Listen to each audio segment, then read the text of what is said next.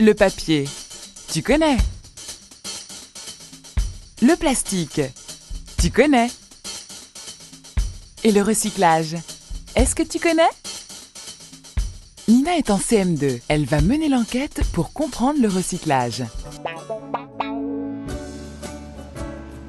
Nina va d'abord au centre de tri où elle rencontre Christophe. Elle a quelques questions à lui poser.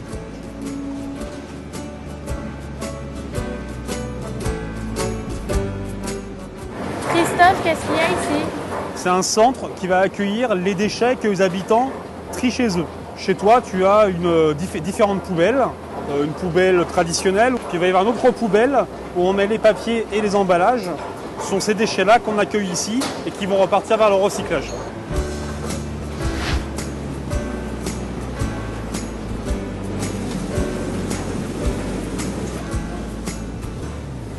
Est-ce qu'il y a du verre ici? Alors ici, il n'y a pas de verre, il n'y a surtout pas de verre.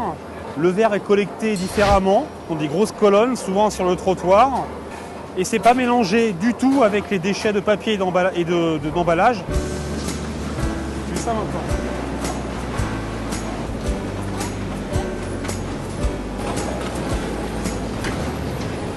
Il y a combien de matières à trier?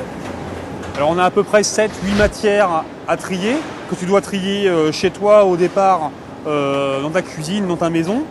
Et ici on va retrouver donc ces matières dans le centre de tri qu'on va séparer une par une.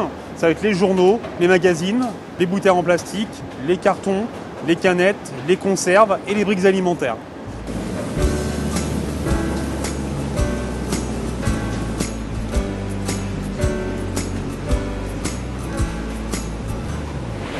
C'est quoi ces paquets là?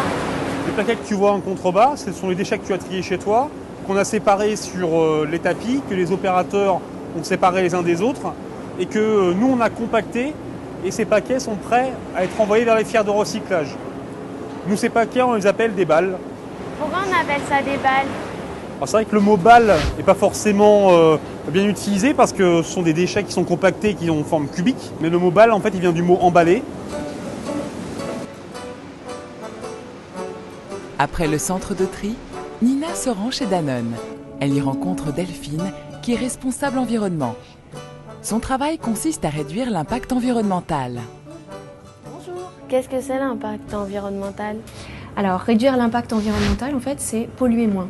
Et polluer moins, quand on parle d'une activité comme la nôtre, c'est prélever moins de ressources naturelles de la planète, consommer moins d'énergie, c'est aussi réduire les déchets et puis les recycler. Est-ce qu'on utilise des anciens plastiques pour en faire des nouveaux? Oui, exactement. Donc les balles que tu as vues dans le centre de tri, ensuite elles vont dans une usine pour être, on va dire, un peu traitées, transformées et pouvoir refaire de nouveaux produits. Ensuite, elles vont être broyées. On appelle ça des granulés.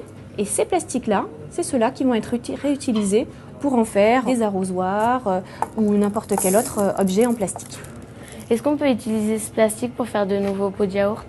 Alors non, on ne peut pas refaire tous les produits ou tous les objets en plastique recyclé. Là, c'est un produit qui est alimentaire, donc en plastique recyclé, ce n'est pas forcément conseillé. Par contre, on peut en faire d'autres types d'objets.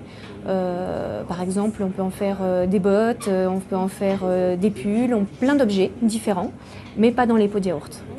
Est-ce que tous les pots de yaourt peuvent être recyclés? Alors non, tu as raison. Uniquement les